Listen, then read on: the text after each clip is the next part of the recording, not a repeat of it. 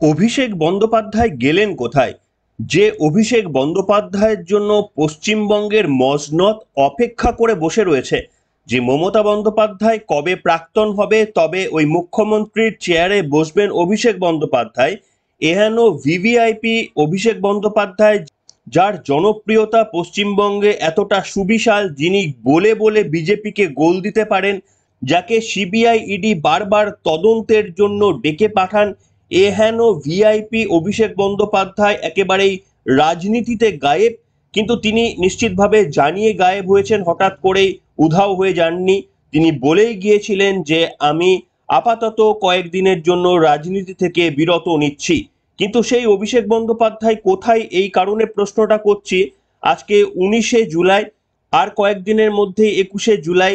এই অবস্থাতেও যদি অভিষেক বন্দ্যোপাধ্যায়কে দেখতে পাওয়া না যায় তৃণমূলের মঞ্চে, তাহলে তাকে নিয়ে রাজনৈতিক জল্পনা এবং একেবারেই মুখরোচক খবর যে যার নিজের মতো করে বলতে শুরু করবেন, সে কথা বলাই বাহুল্য। তার কারণ যে কোনো আলোচিত রাজনৈতিকবিদ যারা কেন্দ্রবিন্দুতে থাকে, তাদের নিয়ে আলোচনা সব থেকে বেশি করে হয় যখন তাদের নিয়ে কংক্রিট কোনো উত্তর না থাকে।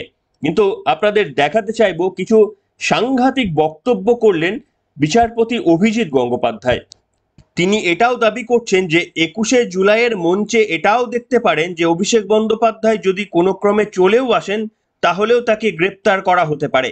কেন এই কথা বললেন অভিষেক বন্দ্যোপাধ্যায় সম্পর্কে, কোন যুক্তিতে এই তথ্য খাড়া করলেন বিচারপতি বা প্রাক্তন বিচারপতি অভিজিৎ গঙ্গোপাধ্যায়, আজকেই আপনাদের সামনে বলবো। নমস্কার, welcome to simple as ABC. আপনাদের সকলকে স্বাগত জানিয়ে শুরু করছি আজকের অত্যন্ত গুরুত্বপূর্ণ একটি পর্ব। দেখুন, 21শে জুলাই তৃণমূল কংগ্রেসের শক্তি প্রদর্শনের দিন, এবং বিগত বছরগুলিতে যবে থেকে অভিষেক বন্দ্যোপাধ্যায়ের রাজনীতিতে হাতেখড়ি হয়েছে, তবে থেকেই এই 21শে জুলাইয়ের একটা বড় দায়িত্বে থাকেন তিনি। সেই 21শে জুলাই অনুষ্ঠিত হতে চলেছে, অথচ এত বড় গুরুত্বপূর্ণ একটা অনুষ্ঠানেও তৃণমূল কংগ্রেসের সেকেন্ড ইন কমান্ড নিজেকে ব্রাত্য করে রাখবেন, এটা কি হতে পারে? বিরোধী দলনেতা শুভেন্দু অধিকারী কয়েকদিন আগেই বললেন যে অভিষেক বন্দ্যোপাধ্যায় নাকি সপরিবারে ছুটি কাটাচ্ছেন নরওয়েতে। এই তথ্যের সত্য মিথ্যা আমরা জানি না। শুভেন্দু অধিকারী সেটা বলেছিলেন যে এই মুহূর্তে তিনি নাকি সপরিবারে নরওয়েতে ছুটি কাটাচ্ছেন। অনেকেই আবার বলছেন তিনি নাকি চিকিৎসার জন্য বাইরে গিয়েছেন। যাই হোক, সেই তথ্য আমাদের জানা নেই। তবে বিচারপতি অভিজিৎ গঙ্গোপাধ্যায় আবার একেবারেই উল্টো একটা তথ্য দিলেন। তিনি কি বলছেন জানেন? তিনি বলছেন যে অভিষেক বন্দ্যোপাধ্যায় এই মুহূর্তে অন্তত দিল্লিতেই রয়েছেন। কেন দিল্লিতে রয়েছে? তার কারণ হচ্ছে, আপনারা হয়তো জানেন যে অভিষেক বন্দ্যোপাধ্যায়কে একটা রক্ষা কবচ, সেই অর্থে রক্ষা কবচ নয়, অথচ একটা কেন্দ্রীয় তদন্তকারী সংস্থাকে বলে দেওয়া হয়েছিল যে লোকসভা নির্বাচন পর্যন্ত এবং সম্ভবত 10ই জুলাই, কেউ কেউ বলছেন 17ই জুলাই পর্যন্ত অভিষেক বন্দ্যোপাধ্যায়কে কোনো তদন্তে ডেকে পাঠানো চলবে না। তার কারণ তিনি একজন রাজনৈতিক ব্যক্তিত্ব। তার রাজনৈতিক প্রচার বা রাজনৈতিক কোনো রকমের পরিকল্পনা থেকে তাকে যেন সরিয়ে দেওয়া না হয়, সেই কারণে তাকে ডাকতে পারবে না কেন্দ্রীয় তদন্তকারী সংস্থা বলে জানিয়ে দেওয়া হয়েছিল সুপ্রিম কোর্টের তরফ থেকে। কিন্তু তার মেয়াদ উত্তীর্ণ হয়ে গেছে।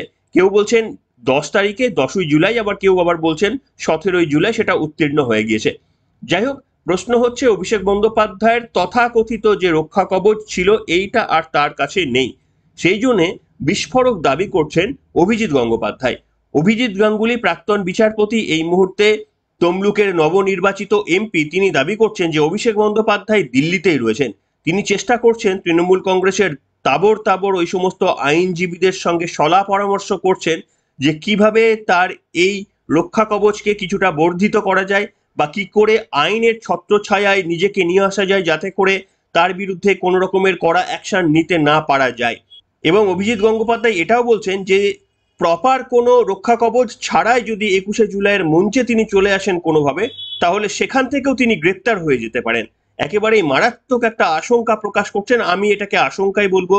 সম্ভবত অভিজিৎ গঙ্গোপাধ্যায়ের কাছেও কোনো তথ্য নিশ্চিতভাবে হয়তো নেই। তিনি বলছেন যে রক্ষা কবচের যে অর্ডারটা ছিল সেটা আমার কাছে রয়েছে, কিন্তু তিনি আসলেই যে গ্রেপ্তার হয়ে যাবেন, সেই তথ্যটা কিছুটা হয়তো তিনি আশঙ্কা প্রকাশ করে, বা সেটাকে তিনি অন্তত আঁচ করছেন। আসুন আপনাদের একটা অডিও রেকর্ড শোনাতে চাইবো, যেখানে অভিজিৎ গঙ্গোপাধ্যায় একটা মারাত্মক দাবি করেছেন। শুনুন আপনারা। দেখুন, অভিষেক বন্দ্যোপাধ্যায় সম্বন্ধে যদি কিছু বলতে হয় তাহলে আমাকে বলতে হবে যে অভিষেক বন্দ্যোপাধ্যায় সম্বন্ধে একটা অর্ডার সুপ্রিম কোর্ট দিয়েছিল যেটা কিন্তু নট টু অ্যারেস্ট অর্ডার নয়, সেটা হচ্ছে তাকে একটা সময়কাল পর্যন্ত জিজ্ঞাসাবাদ করার জন্য ডাকা যাবে না। আমার কাছে অর্ডারের কপি আছে। কেউ কেউ এটাই প্রচার করেছেন, যারা বলছি, যারা যারা অভিষেক ব্যানার্জিকে বাঁচাতে চান, অনেক বড় বড় লোক আছেন, ঠিক আছে, আমি আর নামগুলো বলছি না, তারা এটাই প্রচার করেছেন যে অভিষেকের রক্ষা কবচ হয়ে গেল। এটা রক্ষা কবচ ছিল না। এবং আজকে তো খবর পাওয়া যাচ্ছে অভিষেক ব্যানার্জি দিল্লিতে এসে বসে আছেন, উনি কোনো একটা ব্যবস্থা করছেন যাতে আগামীকাল এটা এক্সটেনশনটা হয়ে যায় এবং 21 তারিখ উনি আসতে পারেন। এই চক্রান্ত, এই কাজ তো চলছে। আপনি দেখুন না, কালকে এক্সটেনশন হয়ে যেতে পারে, চেষ্টা হতে পারে। কতদূর কি আটকানো যাবে না যে রক্ষা কবচ তো ছিলই না। কেউ কেউ প্রচার করেছিল, আপনি যদি চান আমি এক্ষুনি আপনাকে পাঠিয়ে দিতে পারি অর্ডারটা, দেখবেন কোনো রক্ষা কবচ ছিল না। রক্ষা কবচ শেষ হয়ে গেছে 10 জুলাই 2024। যে রক্ষা কবচের কথা বলা হচ্ছে, প্রথম কথা তো রক্ষা কবচ নয়, ওটা হচ্ছে তাকে ডাকা হবে না, ডাকতে পারবে না সিবিআই বা ইডি। কেন না, তিনি বিভিন্ন প্রচার প্রচারে থাকবেন এর সময়, ঠিক আছে, মানা গেল। একটা গণতান্ত্রিকতার জন্য নাই বা ডাকলাম, কদিন পরে ডাকবো। সেই সেই প্রোটেকশনটা, যে তাকে ডাকা যাবে না, ইডি বা সিবিআই রাখতে পারবে না, সেটা ছিল 10 জুলাই পর্যন্ত। শুনলেন বন্ধুরা, একেবারে চাঞ্চল্যকর দাবি। শুভেন্দু অধিকারী যেখানে এই কয়েকদিন আগেই দাবি করেছিলেন যে এই মুহূর্তে সপরিবারে বিদেশে রয়েছেন অভিষেক বন্দ্যোপাধ্যায়, শ্রমিক ভট্টাচার্য আবার বলেছেন এরকম আবার না হয় যে দুটো আলাদা আলাদা 21শে জুলাই করতে হচ্ছে। একটা তৃণমূল কংগ্রেসের নেত্রী সেটাকে পরিচালনা করবেন, আর একজন যুবরাজ অভিষেক বন্দ্যোপাধ্যায় আলাদাভাবে 21শে জুলাই করবেন। কোনোদিন যেন পশ্চিমবঙ্গবাসীকে এই চিত্র আবার দেখতে না হয়। তার মধ্যে একেবারে নতুন একটা তথ্য দেওয়ার চেষ্টা করলেন অভিজিৎ গাঙ্গুলি। তিনি বললেন তার কাছে তথ্য আছে, আপনি খোঁজ নিয়ে দেখুন যে অভিষেক বন্দ্যোপাধ্যায় এখন আমেরিকা নয়, তিনি এখন দিল্লির মধ্যে বসে রয়েছেন এবং সলা পরামর্শ করছেন কিভাবে আবার তাকে ফের আইনের আওতায় নিজেকে নিয়ে আসা যায়। এবং সত্যি আমার মনে হয় যে অভিষেক বন্দ্যোপাধ্যায়ের নিশ্চিন্তে থাকার অনেক কারণ রয়েছে। তার একমাত্র কারণ হচ্ছে আমাদের এই অযোগ্য কেন্দ্রীয় তদন্তকারী সংস্থাগুলো। তারা যেভাবে তাদের অযোগ্যতার প্রমাণ বিশেষ করে পশ্চিমবঙ্গবাসীর সামনে দেখিয়েছে, আমরা সেই সারদা নারদা তদন্ত থেকে বারবার অযোগ্যতার প্রমাণ পেয়ে এসেছি। তাই নিশ্চিতভাবে অভিষেক বন্দ্যোপাধ্যায় অনেকটা আস্থা রাখতেই পারেন। পশ্চিমবাংলার মানুষ আস্থা রাখছে যে আমাদের এই অযোগ্য কেন্দ্রীয় তদন্তকারী সংস্থার দ্বারা কিচ্ছু হবে না। সেখানে অভিষেক বন্দ্যোপাধ্যায়ের এত অর্থবল রয়েছে, এত প্রতিপত্তি রয়েছে, এত আইনজীবীদের সমর্থন রয়েছে, তো তিনি একটা হাতিয়ার জোগাড় করতে পারবেন না? নিশ্চিতভাবে করে ফেললে অবাক হবার কিছু থাকবে না। হয়তো অভিজিৎ গাঙ্গুলি যেমনটা এক্সপেক্ট বা সাসপেক্ট করছেন যে আপনারা দেখবেন যে সুপ্রিম কোর্টের কাছে গেলেন, আর সুপ্রিম কোর্ট সঙ্গে সঙ্গে আবার একটা নতুন রক্ষা কবচ যদি দিয়ে দেয় অভিষেক বন্দ্যোপাধ্যায়কে, সেটাতেও কিন্তু অবাক হওয়ার কিছু থাকবে না। অভিজিৎ গঙ্গোপাধ্যায়ের ওই অংশটুকু আরো একবার আপনাদের শোনানোর চেষ্টা করব, শুনুন আপনারা। আজকে তিনি আমেরিকায় আছেন না দিল্লিতে আছেন? আগামীকাল সকালেই হয়তো দেখবেন যে সে একটা অ্যাপ্লিকেশন নিয়ে গিয়ে হাজির হচ্ছে। তার তো সব কি সব অভিষেক, তারপর অভিষেক মনু, তারপরে ওই কপিল সিব্বাল, এসব বড় বড় অমুক তমুকেরা আছেন, ঠিক আছে। এদের সম্বন্ধে আমি পরে একদিন মন্তব্য করব, এদের সম্বন্ধেও আমি কিছু জানি। কিন্তু অভিষেক তো লুকিয়ে আছে, দিল্লিতে সেটিং করার চেষ্টা করছে। শুনলেন বন্ধুরা, আমি দেখছিলাম অভিজিৎ গঙ্গোপাধ্যায়ের একটা প্রতিবেদন বা একটা ইন্টারভিউ। সেখানে দেখলাম যে যথেষ্টই অভিজিৎ গঙ্গোপাধ্যায় সুপ্রিম কোর্ট নিয়ে ফ্রাস্ট্রেশন। কেন আপনারা জানেন যে আমাদের কত গুরুত্বপূর্ণ মামলাগুলো সুপ্রিম কোর্টে পেন্ডিং রয়েছে, অথচ এই প্রত্যেকটি গুরুত্বপূর্ণ মামলাগুলো যখনই সুপ্রিম কোর্টে ওঠে 2 মাস 3 মাস পর, সুপ্রিম কোর্ট সেগুলোকে আরো একবার পিছিয়ে দেয়। আপনারা জানেন, উদাহরণ হিসেবে ডিএ মামলা, আন্দোলনকারীরা রাস্তায় বসে রয়েছেন, ধর্ণা মঞ্চে অবস্থান বিক্ষোভ দেখাচ্ছেন, এদৎ সত্ত্বেও প্রায় 1 বছরে 13 বার সুপ্রিম কোর্টে মামলাটা উঠল এবং সুপ্রিম কোর্ট কোনো রকম হেয়ারিং না করে একেবারে সেই মামলার নতুন একটি করে ডেট দিয়ে দিচ্ছেন 2 মাস 3 মাস অন্তর অন্তর পিছিয়ে গিয়ে। এবং এতে সব থেকে লাভবান হচ্ছেন আমাদের রাজ্যের মাননীয় মুখ্যমন্ত্রী। টাইমটাকে কিল করা যাচ্ছে। 1 বছরের স্বস্তি ইতিমধ্যেই তিনি পেয়ে গেলেন। তার কারণ যে প্রাপ্য টাকা, যেটা কলকাতা হাইকোর্টের তরফ থেকে বলে দেওয়া হয়েছিল যে রাজ্য সরকারি কর্মচারীদের কেন্দ্রীয় হারে প্রাপ্য ডিএ মিটিয়ে দিতে হবে, এত বড় একটা রায় নিয়ে যখন চ্যালেঞ্জ করে সুপ্রিম কোর্টে চলে গিয়েছিল আমাদের এই রাজ্য সরকার, যখন এক্সপেক্ট করা হয়েছিল এত বড় গুরুত্বপূর্ণ একটা বিষয় সুপ্রিম কোর্ট মন দিয়ে শুনবেন, সেখানে দেখুন 13 বার মামলাটি শুনানির জন্য উঠলো, অথচ 13 বার কিন্তু পিছিয়ে গেল। আর এ নিয়ে বিচারপতি অভিজিৎ গঙ্গোপাধ্যায়, প্রাক্তন বিচারপতি অভিজিৎ গঙ্গোপাধ্যায় বলছেন যে সত্যি কি মমতা বন্দ্যোপাধ্যায় কিছু ফেভার পাচ্ছেন এই সুপ্রিম কোর্টের কাছ থেকে। ডিওয়াই চন্দ্রচূড় সম্পর্কে এক রাশ ক্ষোভ ঝরে পড়লো অভিজিৎ গঙ্গোপাধ্যায়ের গলায়। আশা করি আপনারা সমর্থন করবেন অভিজিৎ গঙ্গোপাধ্যায়ের এই বক্তব্যটা শুনলে। আসুন আসুন একটা অডিও শোনাচ্ছি, এই অডিওটা শুনে আপনারা দেখুন তো আপনারা সহমত পোষণ করছেন কিনা। শুনুন তার বক্তব্য। এই যে দিনের পর দিন সুপ্রিম কোর্টে একটা অত্যন্ত গুরুত্বপূর্ণ ম্যাটার পড়ে আছে এবং জজেরা শুনছেন না, আমি তার তীব্র নিন্দা করছি।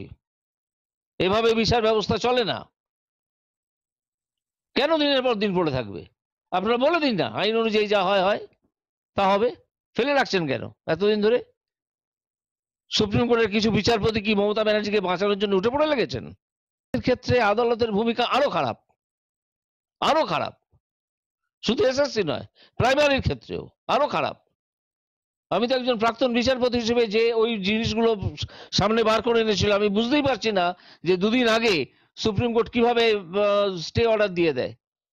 ইনভেস্টিগেশন চলবে কিন্তু মামলা হিয়ারিং হবে না। আমার অত্যন্ত আমার না না আমার আমার আরে বড় বড় আইনজীবীরা তো আইনের ঊর্ধ্বে নন, যে লিগ্যাল প্রিন্সিপাল যেটা আছে তার বাইরে তো নন। সেই ফেস কাজ করে কি করে না সে যিনি জজ তিনি বলতে পারবেন। আমার ঘরে কোনো ফেস কাজ করতো না, এটুকু আমি বলতে পারি। তো এখন এই যে এইসব আদেশ হচ্ছে, হঠাৎ গেলেই স্টে হয়ে যাচ্ছে, তারা মামলা করলেই পরের দিন শুনানি হয়ে যাচ্ছে, সকালে মামলা করলে বিকেলে শুনানি হয়ে যাচ্ছে, আর অন্যান্য দরিদ্রদের মামলা দিনের পর দিন বসে থাকছে। প্রধান বিচারপতি ভারতের কি করছেন, কি করছেন তিনি? শুনলেন বন্ধুরা, কত গুরুত্বপূর্ণ গুরুত্বপূর্ণ মামলাগুলো একেবারে সুপ্রিম কোর্টের কাছে রয়েছে, যে মামলাগুলোর শুনানি হলে আমাদের রাজ্যবাসী, সেটা সরকারি কর্মচারী হতে পারে কিংবা চাকরি থেকে বঞ্চিত বা যোগ্য চাকরি প্রার্থীরা চাকরি পেয়েও তাদের চাকরি চলে গিয়েছে, এরকম বিভিন্ন মামলায় যারা রাজ্যবাসীরা সুপ্রিম কোর্টের দিকে মাসের পর মাস তাকিয়ে বসে রয়েছেন, অথচ সুপ্রিম কোর্ট দেখুন সেই মামলাগুলো যখনই শুনানির জন্য উঠছে তখনই 2 মাস 3 মাস করে পিছিয়ে দিচ্ছেন। এটা তো ডিএ মামলা যেমন আপনারা জানেন একটা দিকে হলো, আরো একটা দিকে আপনারা জানেন যে আমাদের 26,000 যে চাকরির পুরো প্যানেলটাই বাতিল করে দেওয়া হয়েছিল কলকাতা হাইকোর্টের নির্দেশে। এবং নির্বাচনের প্রচার চলাকালীন যখন এই ঘটনা ঘটেছিল, মুখ্যমন্ত্রী মমতা বন্দ্যোপাধ্যায় একেবারেই ভেঙে পড়েছিলেন। কিন্তু দেখুন সুপ্রিম কোর্টে যাওয়া হলো, সেই সুপ্রিম কোর্ট অনেক মন দিয়ে কিছু শুনলেন, শোনার পর সকলকে সময় দিলেন, 2-3 মাস পর শুনানির জন্য ডেকেছিলেন। এই 2-3 দিন আগে একটা শুনানি হয়ে গেল, সেখানেও দেখুন মামলাটাকে আবার পিছিয়ে দেওয়া হলো 2 মাসের জন্য। বলা হলো যে সকলকেই একেবারে একটা হলফনামা জমা দেওয়ার জন্য। আচ্ছা, এই হলফনামা জমা দেওয়ার জন্য এটা তো প্রথম শুনানিতেই বলা যেত, তাহলে তো দ্বিতীয় শুনানিতে সেই হলফনামাটা জমা দেওয়ার পর পরবর্তী প্রসেসটা শুরু করা যেত। কিন্তু দেখুন সুপ্রিম কোর্ট হলফনামা জমা দেওয়ার নাম করে আবার 2 মাস পিছিয়ে দিলেন।